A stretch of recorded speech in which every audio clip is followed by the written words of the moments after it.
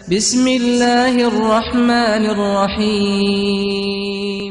اسلام کی تاریخ میں کئی ایسے موڑ آئے جب سچائی اور انصاف کی روشنی نے دنیا کو ایک نئی راہ دکھائی۔ ایسا ہی ایک تاریخی دن ہے 20 رمضان المبارک کا، جسے یوم فتح مکہ کہا جاتا ہے۔ یہ دن صرف ایک جنگ کی جیت نہیں تھی، بلکہ انسانیت، رحمت اور انصاف کی سب سے بڑی مثال ہے۔ پیغمبر اسلام حضرت محمد صلی اللہ علیہ وسلم اور ان کے صحابہ پر مکہ میں قریش کے کافروں نے بے انتہا ظلم کیے، انہیں اپنے وطن سے ہجرت کرنے پر مجبور کر دیا گیا، لیکن اللہ کی مدد سے اسلام مدینہ میں پھیلتا گیا اور مسلمان طاقتور ہوتے گئے۔ حدیبیہ کے سمجھوتے کو توڑ کر قریش نے اپنی بے وفائی ثابت کر دی، جس کے بعد 10 ہجری میں حضرت محمد صلی اللہ علیہ وسلم نے 10,000 صحابہ کے ساتھ مکہ کی طرف کوچ کیا۔ اسلام ظلم کے خلاف ہے، لیکن امن اور انصاف کا سب سے بڑا پیغام دیتا ہے۔ جب مسلمان مکہ پہنچے تو قریش کو کوئی راستہ نظر نہیں آیا۔ پھر پیغمبر اسلام صلی اللہ علیہ وسلم نے اعلان کیا کہ جو لوگ کعبہ میں ابو سفیان کے گھر میں یا اپنے گھروں میں رہیں گے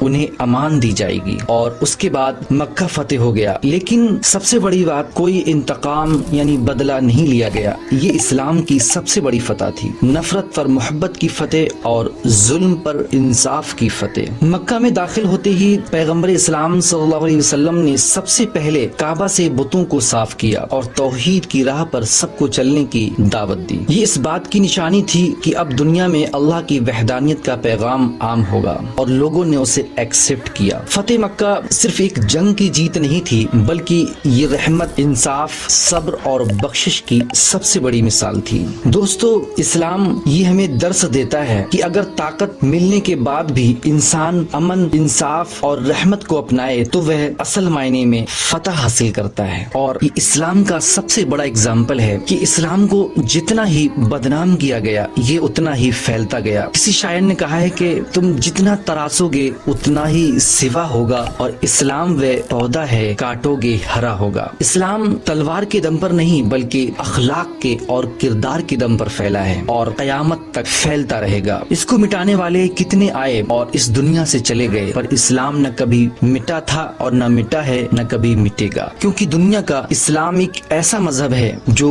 ہر وقت امن و شانتی کا پیغام دیتا ہے۔ اللہ ہمیں بھی فتح مکہ کے اصل معنی سمجھنے اور اسلامی تعلیمات پر عمل کرنے کی توفیق عطا فرمائے۔